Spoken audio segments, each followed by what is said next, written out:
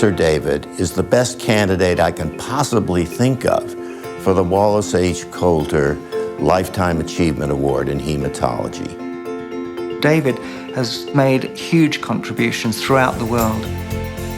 He believes very strongly that research is fundamental to being a good clinician. He's really set the standard for all of us. I think there isn't another clinician scientist who's made more of an impact for the lives of thalassemia patients. David became interested in thalassemia when he was in the army. When I went into the army, I was on a boat for Singapore, but they had no pediatricians.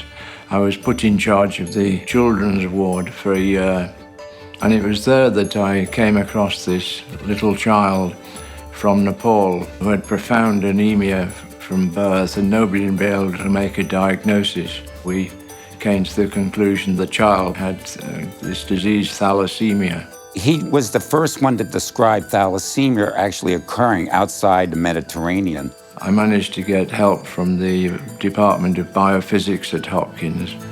It was there that I met my lifelong research companion, John Clegg, and we started probably some of the most important work we did.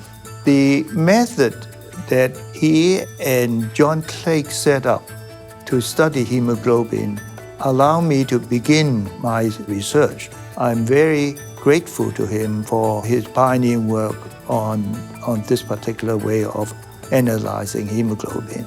And what David did was to work out the way that you could measure the synthesis of alpha and beta globin chains by taking immature red blood cells and labeling them radioactively and then separating out the alpha and beta globin chains. It made it possible to diagnose thalassemia in early fetal life. David was able to characterize all the different types of mutations and problems that cause thalassemia. And based on that technology, the disease in some places has been eradicated.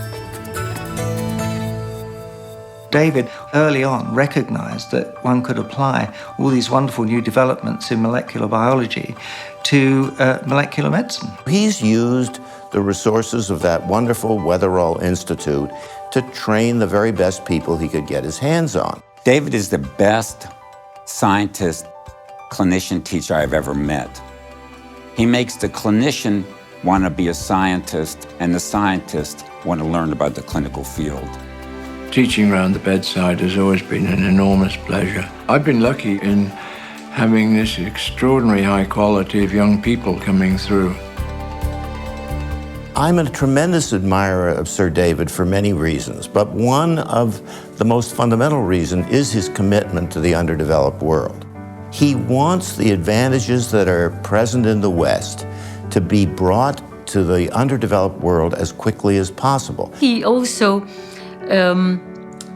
feels that he has a duty bound, as it were, to help the trainees from the more developing countries and not so privileged areas. In Sri Lanka, he's had a 20-year relationship to improve the outcome of patients and to help the country maintain care for its citizens.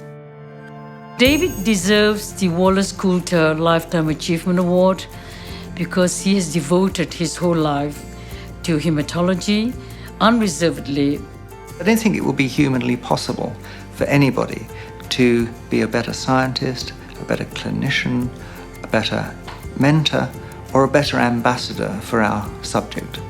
That technology that Wallace Coulter developed has been quite extraordinary. I mean, it really transformed hematology. I feel very strongly that the Coulter counter is still, in terms of screening the thalassemias, there's really still nothing better. I'm enormously grateful to the Wallace Coulter Foundation and to Ash for